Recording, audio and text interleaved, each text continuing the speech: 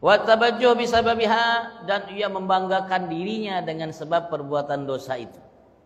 Berbuat dosa tapi berbangga diri untuk melakukan dosa itu. Merasa senang dia melakukan dosa itu. Wa i'tiqadu tamakun minha ni'mah, dan ia meyakini ia mampu melakukan dosa itu sebagai nikmat dari Allah Subhanahu wa taala. Sudah merasa gembira, senang, berbangga dengan dosa yang dilakukannya, dia meyakini mampunya dia untuk melakukan dosa itu sebagai bagian daripada nikmat Tuhannya Allah Subhanahu wa taala. Hatta ainal mudhib la yafkhar, sampai sesungguhnya seorang yang berbuat dosa itu la yafkhar, dia berbangga. Fayaqul, maka ia mengatakan kepada selainnya, ma ra'aitani kaif syafantu, apakah engkau tidak melihatku, mengatakan kepada selainnya, kaif syamamtu, kaif syatantu, bagaimana aku telah mencacinya tadi, memakinya. Kau tidak lihat?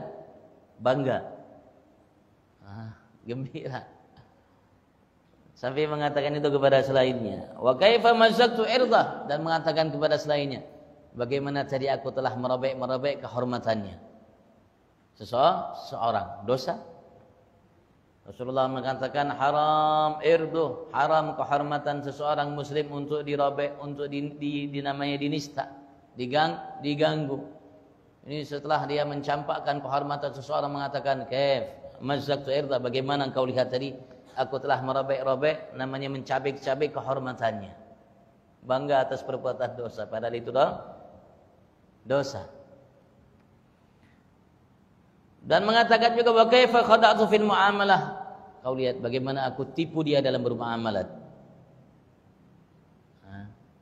dalam jual beli dan lain sebagainya, terutama dalam menikahi seseorang.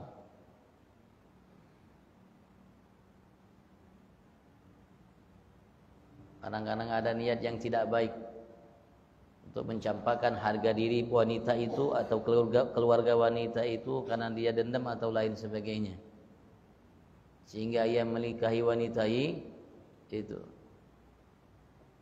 Tujuannya tidak baik, untuk menghinakannya, mencampakkan kedudukan dan kedudukan keluarganya, sambil ia mengatakan kepada saudaranya yang lainnya setelah ia melakukan baik, bagaimana aku tipu mereka itu. Naudzubillah. Wa dzalika adhimut ta'sir fi tasbiril qalb, dan itu namanya sesuatu yang besar yang memberikan bekas dalam hitamnya hati seseorang hamba.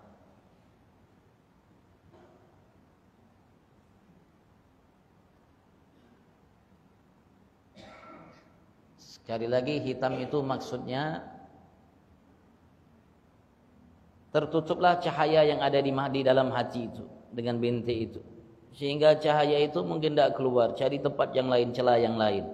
Kalau sudah bintik yang lain itu banyak, maka cahaya itu mulai berkurang. Kalau sudah ditutupi, maka cahaya itu tidak keluar, tertutup dengan bintik-bintik hitam yang ada, sehingga hati itu hati yang kelam. Dikasih nasihat, diberi wejangan, dikasihkan ayat Al-Quran, lihat dengan sendiri mata kepalanya kejadian yang menjadi pelajaran baginya, tidak membekas.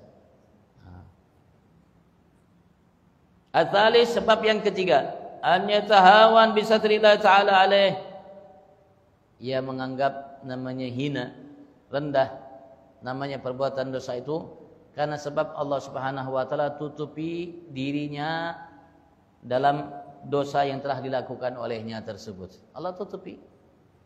Selama ini kita berdosa tidak ada yang tahu. Alhamdulillah ditutupi oleh Allah Subhanahu wa taala. Dia menganggap dosa itu tidak ada apa-apanya, sepele. Kenapa? Karena Allah tutupi.